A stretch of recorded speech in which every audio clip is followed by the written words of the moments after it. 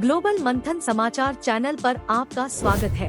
चोरों के जो है हित, ठगों के बल हैं, जिनके प्रताप से पलते पाप सकल हैं।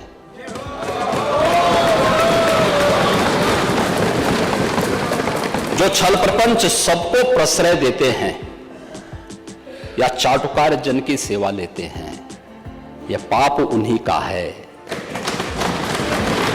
अगर वह ये छक्का मारते ना तो कहते रहे छक्का मार दिया, तो ये ऐसे ही छक्के हैं। क्रिकेट के सिक्सर को, क्रिकेट के छक्के को ये छक्का समझ गए और फिर बोले कि मैं तो वो हूं जो अकेला आया हूं, अकेले ही चला जाता हूं। हमने तो कभी नहीं पढ़ा कि छक्कों की भी शादियां हुआ करती हैं। अब मैं कह रहे थे कि आप अकेले अकेले क्यों कर रहे थे? भाई मैं तो अकेले ही हूं और अकेले ही आया हूं और अकेले ही जाना है। मैं तो अकेले ही जाऊंगा महोदय। हाँ, मॉल में भी जाते नहीं, बॉल नहीं, मैं ये कह रहा हूं। लेकिन ये कैसे खेलते थे, इसका मैं एक समाचार पत्रों को देख रहा था। मैंने कहा नेता विरोधी दल बहुत बड़े खिलाड़ी होंगे, तो हो सकता हम इनका नाम किसी पुरस्कार के लिए भेज दें। भाई यूपी के किसी खिलाड़ी को मिले तो हमारे लिए तो ये बहुत अच्छी बात होनी चाहिए। हमने अभी तमाम खिलाड़ियों को नौकरी के दिए। अभी याद करिए, हमने एक अभी नायब तहसीलदार बनाया, यादव हुनर का, अच्छा खिलाड़ी है यूपी का। हमने भेदभाव नहीं किया, वो योग्य था।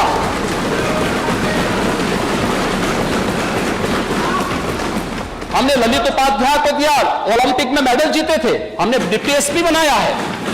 सैकड़ों नौजवानों को जो खेल में, हमने उनके लिए नौकरी के द्वार खोले हैं। तो मैंने कहा हो सकता है कि राजीव गांधी खेल रत्न पुरस्कार जो दिया जाता था, जो आज हमारी सरकार ने, डबल इंजन सरकार ने, जिसे मेजर ध्यानचंद पुरस्कार के रूप में घोषित किया है, तो यूपी के भी किसी व्यक्ति का नाम डालें। और मैं तो ये मानूंगा कि भाई मेरे पूर्ववर्ती सीएम का नाम अगर उसमें आ जाए तो अच्छी बात होगी। तो मैंने कहा देखो अच्छे खिलाड़ी हैं लगता है। तो देखिए क्या आया था दृश्य। महोदय मैं थोड़ा इसको पढ़ लेता हूं और फिर देखिए उसमें औरों के कोटेशन नहीं है। कोटेशन मैं आपके सामने ही पढ़ूंगा।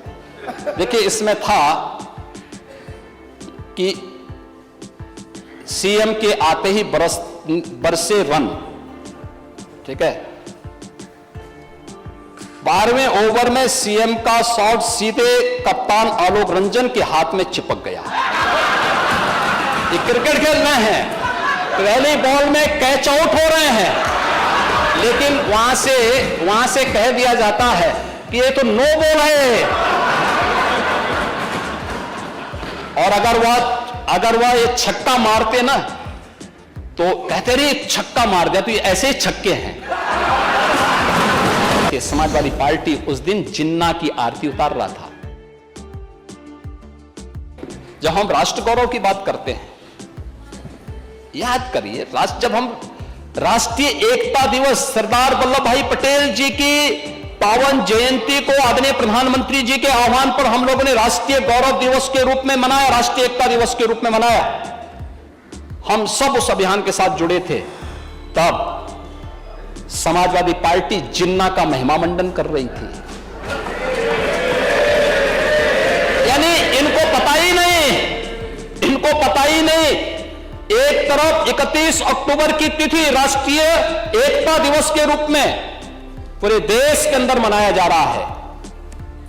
केवड़िया, जहां पर सरदार वल्लभ भाई पटेल जी की, लौह पुरुष सरदार वल्लभ भाई पटेल जी की सबसे बड़ी प्रतिमा स्थापित हुई है, और हर एक जनपद में कार्यक्रम हो रहे थे, अलग अलग स्तर पर कार्यक्रम हो रहे थे। एक तरफ सरदार वल्लभ भाई पटेल भारत की एकता के शिल्पी, जब हम उन्हें सम्मान देने का काम कर रहे थे, समाजवादी पार्टी उस दिन जिन्ना की आरती उतार रहा था। ये तो इनकी स्थिति है। इनको राष्ट्र को जोड़ने वाला और राष्ट्र को तोड़ने वाला किसमें भी अंतर महसूस नहीं। इसलिए मैंने कहा कि शक्ति देना आसान है, लेकिन बुद्धि देना कठिन है। आप जैसा अनुभवी व्यक्ति सचमुच हर बार चले जाते हैं, बार बार अपमानित होते हैं। महोदय, तब देखें शिवपाल जी ने तब फिर टिप्पणी की थी। शिवपाल जी उस समय कैबिनेट मंत्री थे। देखिए, कुछ चीजें तो बहुत होती हैं। भाइयों, बिन होई न प्रीति, भगवान राम ने बात कही थी, मैं उस पर भी अभी चर्चा करूंगा। उन्होंने, मैं आपको पूरी चौपाई सुना देता हूं। उन्होंने कहा था, विनय न मानत जलधि जड़, गए 3 दिन, बोले राम सकोप तब,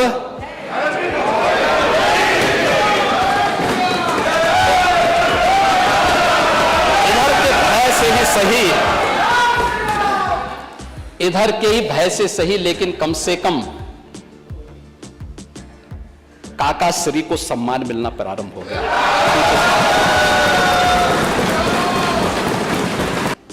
कि कम से कम इधर के बहाने आपने काका श्री को ही सम्मान देना शुरू कर दिया। और शिवपाल जी, सचमुच में जब आपको देखता हूं तो मुझे महाभारत का दृश्य याद आने लग जाता है। आप जैसा अनुभवी व्यक्ति सचमुच हर बार चले जाते हैं, बार बार अपमानित होते हैं। आपके अनुभव, आपके संघर्षों का लाभ समाजवादी पार्टी को नहीं लेना चाहिए। और अरे, आप चिंता मत करिए, देखिए, हम उनका सम्मान करते हैं, वो हमारे वरिष्ठ सदस्य हैं और उनको जो है ये सम्मान मिलना भी चाहिए। नहीं, क्यों नहीं मिलता? मैं आज जैसे आपसे मिलता हूं वैसे मैं उनसे भी मिलता हूं, और क्यों नहीं मिलेंगे? हाँ, क्यों नहीं, बार बार मिलते हैं, बार बार मिलते हैं। नहीं, उनकी सिक्योरिटी भी उनको दी जानी चाहिए। और सिक्योरिटी मुझे लगता है जितने जरूर आप कह रहे हैं, जरूर करेंगे।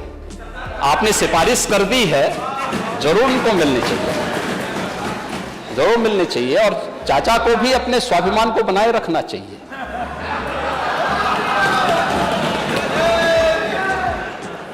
अब चाचा नहीं, चाचा के पूरे समूह को बुला लेंगे, हैं? सो लेकिन देखिए, चाचा को रहना अकेले ही है। अगर किसी और के साथ हुआ होता, किसी अन्य मत और मजहब के साथ हुआ होता तो क्या होता?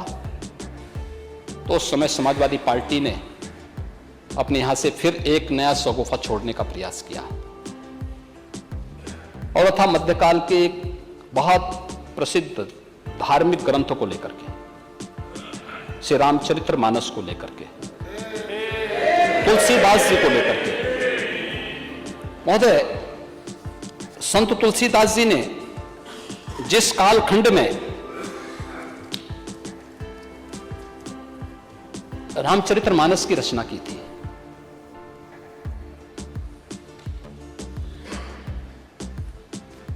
उन जैसा साधक और संत को उस समय की सत्ता का बुलावा आया था। अकबर ने उनको बुलाया था। तुलसीदास जी ने तो एक ही बात उनको कह दी थी कि हम चाकर रघुवीर के पठो लिखो दरबार, तुलसी अब का होई गे नर के मन सबदार। बहुत अच्छा संदेश दे दिया था उन्होंने। और उन्होंने कहा, देखिए, हमारा तो एक ही राजा है, वो राम है। बाकी राम के अलावा मैं किसी को राजा नहीं मानता। आज भी रामलीलाओं का जो प्रचलन है, संत तुलसीदास जी की देन है, समाज को एकजुट करने के लिए। मध्यकाल के उस कालखंड में तुलसीदास जी ने पूरे समाज को एकजुट किया था रामलीलाओं के माध्यम से। और तुलसीदास जी ने उस समय कहा था, बोलो राजा रामचंद्र की। ये तुलसीदास जी की देन है। लेकिन तुलसीदास जी को और रामचरितमानस जिस प्रकार से कुछ लोगों ने फाड़ने का प्रयास किया, ये जो कृत्य हो रहे हैं, ये जो कृत्य हो रहे हैं, अगर किसी और के साथ हुआ होता, किसी अन्य मत और मजहब के साथ हुआ होता तो क्या होता, क्या स्थिति होती? यानी आप जिसकी मर्जी आए वो हिंदुओं का अपमान कर ले, जिसकी मर्जी आए वह शरारत कर ले, अपने अनुसार शास्त्रों की विवेचना कर ले। आप पूरे समाज को अपमानित करना चाहते हैं।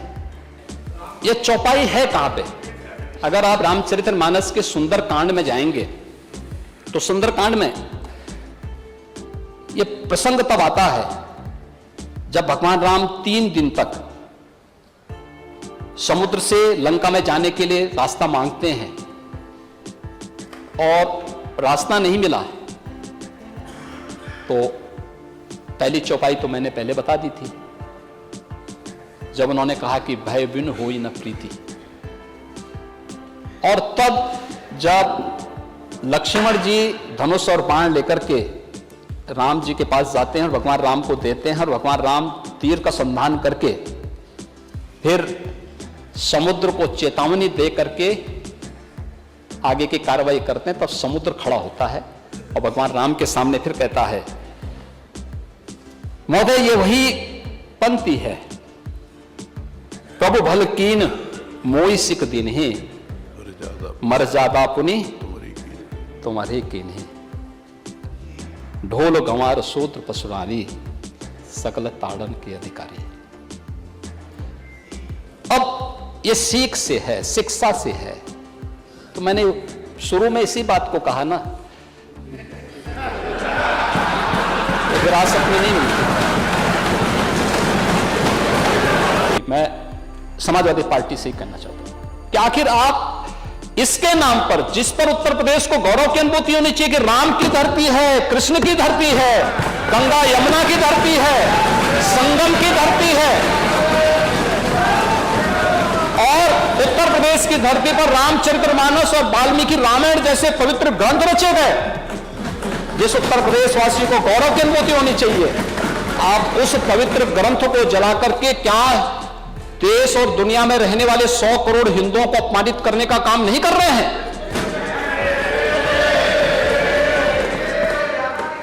और इस प्रकार की अराजकता को कैसे कोई स्वीकार कर सकता है? कैसे कोई स्वीकार कर सकता है?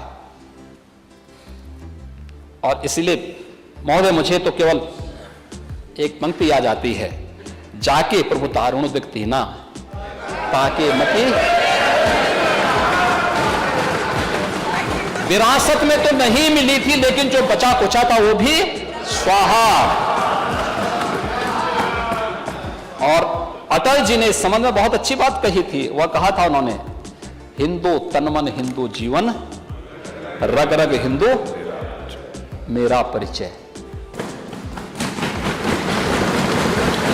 कहते काबा उत्तर प्रदेश में, अरे बाबा बा ना, उस नहीं तो हमको है। ये उत्तर प्रदेश की प्रोग्रेस है और महोदय इस प्रोग्रेस से लोग इस प्रोग्रेस में सहभागी नहीं बनना चाहते, इस प्रोग्रेस को प्रोत्साहित करने का हिस्सा नहीं बनना चाहते, इसलिए उस पर टिप्पणी करते हैं, बार बार टिप्पणी करते हैं। और उत्तर प्रदेश को आज भी देश के अंदर उसके परसेप्शन को बिगाड़ने के लिए कोई कोर कसर नहीं छोड़ते, किसी भी स्तर पर, चाहे किसी भी स्तर पर करते हैं। लेकिन मैं कह सकता हूं इस बात को, कहते हैं काबा उत्तर प्रदेश में, अरे बाबा बा ना, उस नहीं तो हमको है।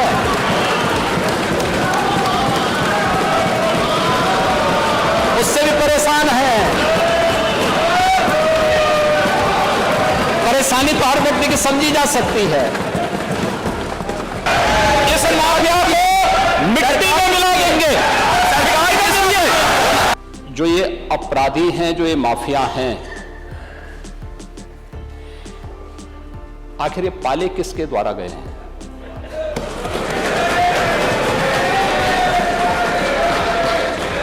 बात जवाब आ जाए। ये जब अभी आपका नाम तो नहीं जिस रहेगा, आपने माफिया के खिलाफ जवाब आ जाए। जिस माफिया के खिलाफ जो भी हो, किसी का नाम तो नहीं लिया ना, किसी का नाम ये तो सच नहीं नहीं कि समाजवादी पार्टी ने उन्हें एक सांसद बनाया था, ये सच नहीं है। आप अपराधियों को पालेंगे, प्रदेश पार्टी जिस किसी भी पार्टी का रहा हो, बताइए क्या अपराधी नहीं था? किस पार्टी का था? किस पार्टी का था? आप सारे अपराधियों को पालेंगे, उनको माल्यार्पण करेंगे और उसके बाद तमाशा बनाते हैं आप लोग। एक तरफ अपराधियों को प्रश्रय देंगे, उन्हें गले का हार बनाएंगे और दूसरी तरफ फिर दोषारोपण भी करेंगे। मैं उन्हीं पे आ रहा हूं,